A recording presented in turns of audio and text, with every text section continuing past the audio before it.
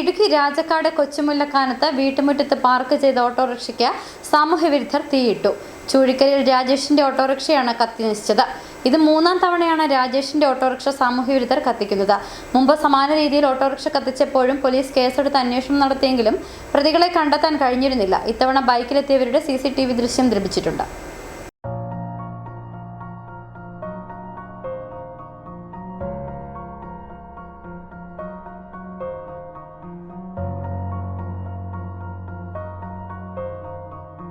രാജാക്കാടിന് സമീപം കൊച്ചുമുല്ലക്കാനത്ത് വീട്ടുമുറ്റത്ത് പാർക്ക് ചെയ്ത ഓട്ടോറിക്ഷയ്ക്ക് സാമൂഹ്യ വിരുദ്ധർ തീയിട്ടു.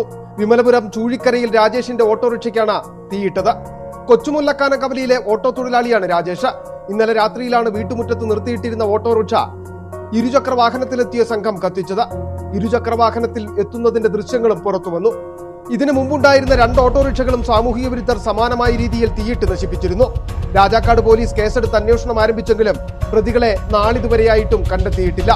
ഇതിനൊപ്പമാണ് മൂന്നാമതും ഓട്ടോറിക്ഷ നശിപ്പിക്കുന്നത്. ഓട്ടോറിക്ഷ പൂർണ്ണമായും കത്തി നശിച്ചു. കഴിഞ്ഞ രാത്രി എൻ്റെ വാഹനം മൂന്നാമതും തീയിട്ട് ഏതോ സാമൂഹിക വിരുദ്ധൻ നശിപ്പിച്ചിരിക്കുകയാണ്. കഴിഞ്ഞ 2 തവണ തീയിട്ട് നശിപ്പിച്ചപ്പോഴും രാജാക്കാട് സ്റ്റേഷനിൽ പരാതി കൊടുക്കുകയും അതിന് പ്രകാരം ഒരു കേസെടുത്ത് അന്വേഷണം നടത്തുകയും ചെയ്തിട്ടുണ്ട്. ആദ്യ തവണ കത്തിയപ്പോൾ പ്രതിയെ തെളിവില്ലാത്താൽ പ്രതിയെ കണ്ടെത്താൻ സാധിച്ചില്ല എന്ന് പറഞ്ഞ് കേസ് അവസാനിപ്പിക്കുകയും ചെയ്തിട്ടുണ്ട്. രണ്ടാമത്തെ കേസിൻ്റെ അന്വേഷണം നടന്നുകൊണ്ടിരിക്കുകയാണ്. മൂന്നാമത് ഇന്നലെ രാത്രി എൻ്റെ വാഹനം തീയിട്ട് നശിപ്പിച്ചിട്ടുള്ളത്.